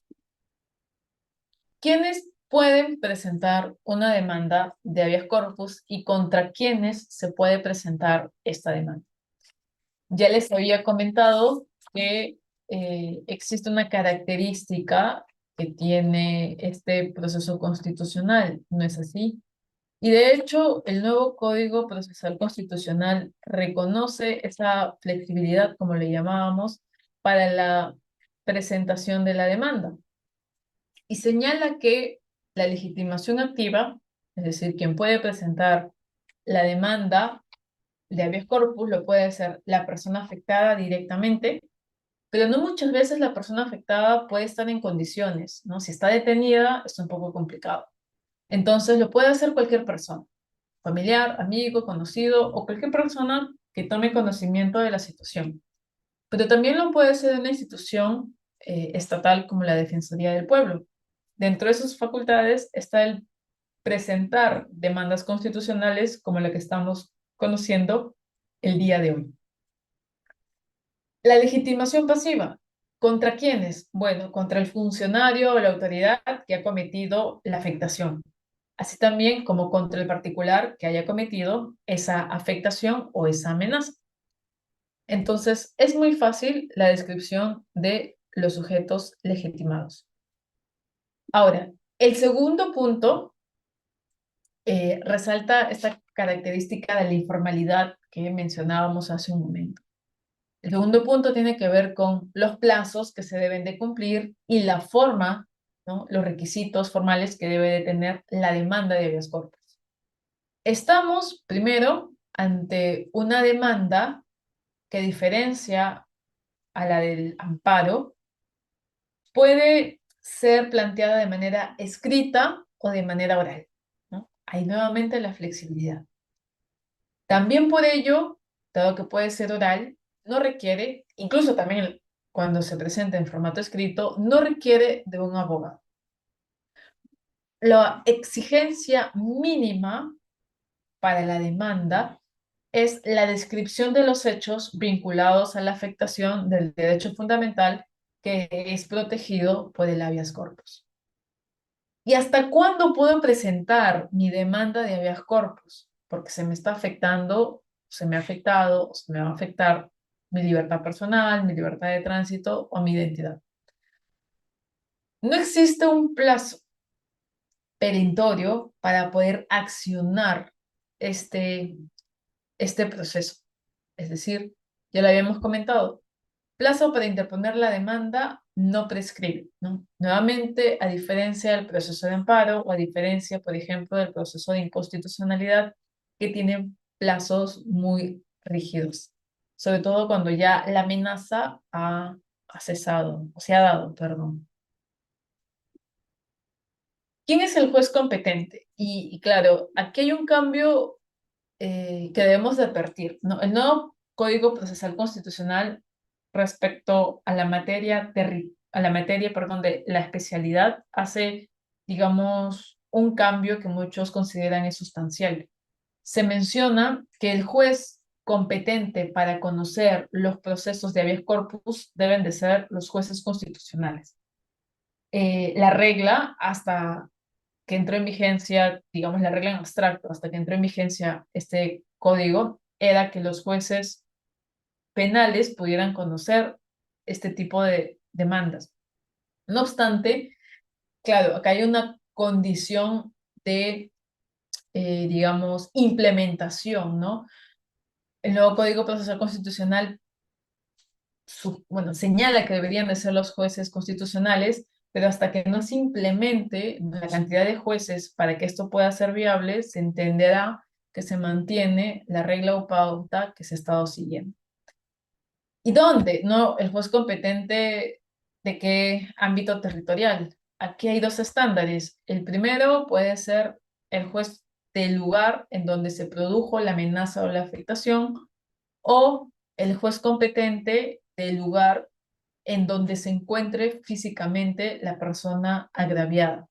Entonces, si por ejemplo la afectación se realizó, o bueno, el agraviado, ¿no? Se encuentre detenido en Trujillo, y la afectación se está dando en ese ámbito territorial, entonces cabría que el juez competente de ese ámbito sea el que deba conocer o ver la demanda. Y tenemos como último punto, ya acercándonos al final y contra el tiempo, lamentablemente, las condiciones para su improcedencia, ¿no? Que contrario censo también nos dan algunos elementos para su procedibilidad. El artículo 7 del nuevo Código Procesal Constitucional, que prácticamente vuelve a señalar lo que decía el artículo 5 del anterior código, regula las causales de improcedencia de los procesos constitucionales como el habeas corpus, amparo, habeas data. Pero no todas estas reglas son aplicables para el habeas corpus. De hecho, muchas de ellas no se les aplica. ¿Por qué? Debido a la característica de tutela urgente que suele tener este proceso constitucional. Primero vamos a resaltar qué requisitos se le serían, digamos, aplicables a evaluar, ¿no?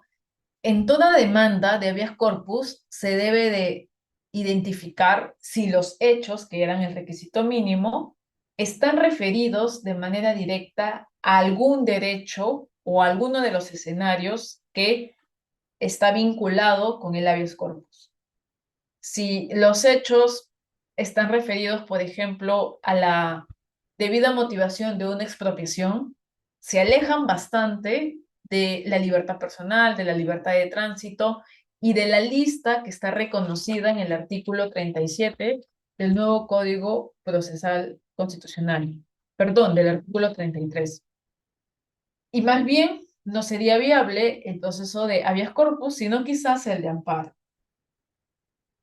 Y la segunda condición que se debe de evaluar es que no exista litispendencia, ¿no? Por la interposición de otro proceso constitucional que pues tenga los mismos rasgos de este proceso. Y esto es un elemento que sí, el actual Tribunal Constitucional ya ha evaluado y ha dispuesto, por ejemplo, improcedente una demanda de habeas corpus, advirtiendo de que existía otro proceso constitucional en donde se estaba reclamando lo mismo, las partes eran las mismas, y que se cumplían pues los requisitos de la litispendencia, ¿no? Señalando que para que exista esto, ¿no? Se debe identificar que las partes, es decir, quien demanda, por ejemplo, así como el petitorio y los fundamentos de hecho y de derecho sean idénticamente los mismos. Si se advierte esa litispendencia, ¿no? Ese escenario con estos requisitos, entonces al advertir dos procesos paralelos y de la misma naturaleza, se puede optar por declarar uno de ellos como improcedente, ¿no? Porque hay dos. Y como hemos advertido, ello no es, digamos, coherente o no va con el ánimo de que se pueda ejercer una tutela adecuada para proteger los derechos del habeas corpus. ¿Qué requisitos no se le aplican a este proceso, pero sí, digamos, al amparo? Que se evalúe si hay vías igualmente satisfactorias, vías previas, el tema de los plazos para interponer la demanda, ¿no? Todo eso para el amparo sí, pero para el habeas corpus no. Responden, como ya hemos visto, mucho de ello a las características que tiene. Y concluimos, ahora sí, y tenemos pase a dos, tres preguntas del público con este esquema. Sí, doctora. Hay que recordar, gracias, Riner, hay que recordar que el proceso del habeas corpus no es un proceso que de manera directa va a conocer el Tribunal Constitucional. Para quienes ya litigan, ya tienen esta aproximación. El habeas corpus, al igual que el amparo, es un proceso constitucional que primero lo ven los jueces ordinarios, ¿no? Los jueces del Poder Judicial. Y recién cuando se tiene una sentencia en segundo grado, que sea infundada o improcedente, una sentencia del habeas corpus, ahí recién se puede llegar al Tribunal Constitucional mediante un recurso especial y el Tribunal Constitucional va a emitir su sentencia respecto a ese habeas corpus. Pero no es que en primera instancia o en única el Tribunal Constitucional va a llegar a conocer ese habeas corpus. Lo que permite, pues, que este proceso o esta demanda pueda ser analizada, ¿no? De manera rápida y urgente, porque claro, la carga procesal que puede tener el Tribunal Constitucional es una carga procesal que toma su tiempo, que demora y que se advierte que más urgente, ¿no? Va a tener la atención los jueces ordinarios o jueces especializados del Poder Judicial que tienen por competencia conocer este tipo de procesos. Dicho ello, entonces, ahora sí, Rieder, después de haber corrido un poco, le daremos pase a algunas dos, tres preguntas en estos 10 últimos minutos que nos quedan. Listo, doctora. Muchas gracias, estimados participantes. Ya saben la modalidad. Tener activo su cámara, como ya hice mención desde el inicio, es una pregunta por estudiante. ¿Sí? Estimada Angie, adelante tu pregunta, por favor, y gracias por activar tu cámara. Bienvenida. Buenas noches, Reader. Buenas noches, doctora. Mi pregunta es concreta y es la siguiente. ¿Procede presentar un habeas corpus frente a una revocatoria de prisión de pena suspendida en su ejecución cuando es el sentenciado o la persona a la que le han revocado la pena ha pagado la reparación civil? O sea, ¿qué ha pasado? Tengo un caso donde sentenciaron a uno de mis patrocinados a pena suspendida y una de las reglas de conducta era que pague reparación civil. Él ha estado pagando, pero no lo ha reportado al juzgado. Cuando le han hecho la revocatoria, tampoco han reportado que habían pagos parciales de esta reparación civil. Le han revocado la pena y después de esta revocatoria él ha terminado de pagar el íntegro de la reparación civil y a pesar de eso sigue privado de su libertad. Procedería que yo solicite un amparo frente a esto. O Gracias. sea, un amparo de su derecho a través de un habeas corpus, ¿no? Porque, ¿qué derecho se afecta ante, digamos, entiendo que es, ¿qué derecho se afecta ante el no, la no verificación correcta de los requisitos para suspender la pena, ¿cierto? Sí, doctora.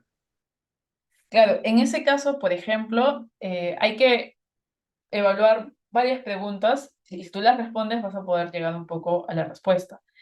Hemos dicho, el habeas corpus procede ante cualquier acto o omisión que afecte los derechos protegidos por este. Uno de los derechos es la libertad personal. Si en este caso, en abstracto, con los pocos elementos que tú nos has dicho, la persona ha estado privada de su libertad y hay una decisión, una resolución que si no se da de manera adecuada, si no motiva, y la motivación implica analizar los hechos de manera adecuada, si no es emitida de manera adecuada, termina impactando en la libertad personal, entonces el proceso que yo puedo, en efecto, iniciar sería el habeas corpus, ¿no? Ahora, hay que evaluar cuál sería el acto que parece afectar en algún extremo la libertad personal que estás comentando. Sería la resolución o el acto mediante el cual se da la revocatoria de la pena suspendida. Y hay que analizar en efecto si estamos ante falta de un análisis adecuado para la emisión de esa decisión. Y si te das cuenta, más que, claro, un análisis de la suficiencia lógica argumentativa, pareciera que es un análisis que debes de realizar partiendo de que no se han tomado en cuenta todos los elementos fácticos del caso, ¿no? Y a razón de ello se han dado algunas consecuencias jurídicas no adecuadas. Es lo que te puedo comentar, sin perjuicio de que entiendo el caso que ustedes puedan comentar, tiene sus particularidades. La siguiente pregunta.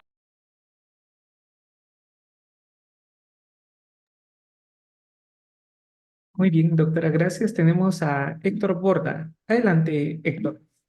Buenas noches, doctora. Mi pregunta es la siguiente. ¿Es procedente interponer una demanda de habeas corpus a favor de un interno que está purgando condena por 4 años efectiva por el delito de peculado doloso, teniendo en cuenta, por favor, lo que se vio en los medios de televisión respecto al caso de Kenji Fujimori? Muchas gracias. Ya, hay interesante por lo siguiente. En el caso de Kenji Fujimori, se emitió una norma, un decreto supremo, ¿cierto? Que disminuye la cantidad de años para que la pena sea suspendida. Si no me equivoco, de 5 a 4 o de 4 a 3. Ustedes que manejan quizá un poco más la materia penal. Ahí lo que debemos de analizar es si es de 4 a 5. Bien, muchas gracias. Ahí lo que hay que analizar es si cabe o no, la discusión es si cabe o no, perdón, decreto legislativo, de razón. Dije decreto supremo, si no me equivoco. Ahí lo que cabe o no analizar es si esa regla, que es una regla, todavía hay una discusión, ¿no? Que puede ser una regla procedimental o puede ser una regla sustantiva, es o no aplicable de manera, sería retroactiva a su patrocinado. Claro, ¿cuál es la regla para el tema penitenciario? es decir, para el tema de la retroactividad, ¿no? En tanto sea benigna. Ahora, habría que analizar los elementos de su caso si es que en materia penal. En materia penal se aplica este principio de norma benigna.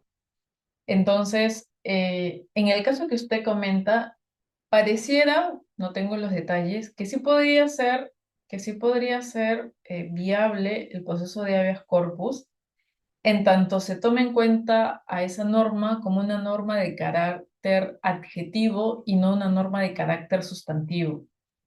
Entonces, al ser una norma de carácter adjetivo, podría aplicarse el tema de la aplicación, incluso algunos dirían inmediata de la norma, hechos cumplidos, y cabría, ¿no? Pero hay quienes dicen que al ser una norma de carácter sustantivo, no podría aplicarse. Ahora, no he revisado si ese decreto legislativo, por ejemplo, y eso es otro elemento que hay que evaluar para ver la procedibilidad del habeas corpus, tiene o no por ahí algunas consideraciones sobre cómo se debe de aplicar, ¿no? Pero sí, igual creo sería interesante para poder aclararlo, sobre todo porque es una norma, considerando el principio pro libertatis, que podría beneficiar, ¿no?, a varias personas para obtener la libertad, con independencia de los casos particulares, claro. Esos serían mis comentarios. Nuevamente son casos muy concretos los que están trayendo, entonces solamente se pueden dar algunas premisas que de acuerdo a cada caso quizás pueda tener matices. Reader, no sé si podemos pasar a la Sí, última consulta. sí, doctora. Tenemos a Mariano. Una pregunta, estimado Mariano. Gracias. Sí, buenas noches. Muchas gracias, doctora, por la ponencia. Quería hacer una pregunta justamente al contenido protegido y a la jurisprudencia, que creo que han habido varias preguntas respecto al tema de la identidad. La pregunta va en torno a cómo ha sido el desarrollo jurisprudencial o doctrinal para considerar la identidad dentro del contenido protegido de un habeas corpus, entendiendo que tal vez eso se puede ver con un amparo, eh, si no es un esfuerzo de interpretación muy profundo, puesto que, por ejemplo, se podría ver libertad ideológica, pero libertad ideológica, si no me equivoco, se va con un amparo. Entonces, libertad de identidad, ¿cuál ha sido el camino que han tomado para poder decir que este es un contenido protegido dentro de un habeas corpus? Esa sería Claro, sí, hay una línea, ¿no? Cuando se dice que son derechos conexos a la libertad, se suele determinar que son derechos que no tienen que ver con la no detención, como la identidad, por ejemplo, pero que terminan impactando en esta libertad de locomoción. Eso ha sido de algún modo el rasgo que debería de tener el ámbito de protección del derecho para tratar de vincularlo con el habeas corpus. Es decir, crear una conexividad en relación o vinculación con la libertad personal o la libertad de tránsito. Claro, esto, como te digo, se puede expresar de manera muy clara, sobre todo en el tema de situaciones en donde me impiden obtener mi DNI. El nuevo Código Procesal Constitucional, así como el anterior, reconocen de que si me privan de mi documento de identidad, elemento, elemento que tiene que ver con el derecho a la identidad, un elemento, ¿no? Ahí es en donde se da de algún modo la conexividad, ¿no? Al regularse un escenario en donde buscan garantizar que la persona tenga este documento para poder transitar, por ejemplo, también se termina protegiendo a través del habeas corpus de manera indirecta la identidad de las personas, que llega a ser expuesta a través del documento nacional de identidad. Pero ojo, la identidad de una persona, ¿no?, que es esta suerte de la autodeterminación externa e interna que pueda tener una persona en diversos ámbitos y que desea exteriorizarla, no solo se materializa con los datos de su documento de identidad. La identidad también es ejercida, por ejemplo, en la forma o modo en cómo yo deseo expresar mi cuerpo, cómo me cambio, cómo tengo mi cabello, todos esos rasgos, ¿no? que precisan de manera, digamos, dinámica quién soy, también es la identidad, ¿es así? Eh, y otros elementos más que definen qué es lo que hace único y de manera singular a una persona, eso es identidad. Entonces, podríamos llegar a la siguiente conclusión, ¿no? Parte del contenido del derecho de la identidad llega a ser también protegido por el habeas corpus, en tanto esa parte está vinculada al documento nacional de identidad. Todo lo demás, e incluso aquello que pueda vincularse también con el documento nacional de identidad, se llega a proteger mediante el proceso de amparo. Por ejemplo, en el caso de las personas trans que han solicitado el reconocimiento del cambio de nombre, el proceso que han empleado ha sido muchas veces los procesos de amparo, porque, claro, lo que buscan es el reconocimiento de su identidad de género, de cómo se identifican, de acuerdo a la jurisprudencia y estándares internacionales que argumentan. El proceso de amparo es el proceso que se emplea para proteger la identidad como un derecho autónomo, ¿no? Lo que no resta o lo que no niega que mediante el habeas corpus se ha definido taxativamente proteger un escenario que también está vinculado con la identidad. Creo que de esa manera podemos salvar esta situación que parece un poco, no incoherente, sino concurrente, ¿no? Entre dos procesos que estamos pensando pueden proteger por igual un derecho fundamental, que en este caso sería el de la identidad. Y bueno, con eso yo ya me estaré despidiendo. Cabe mencionar que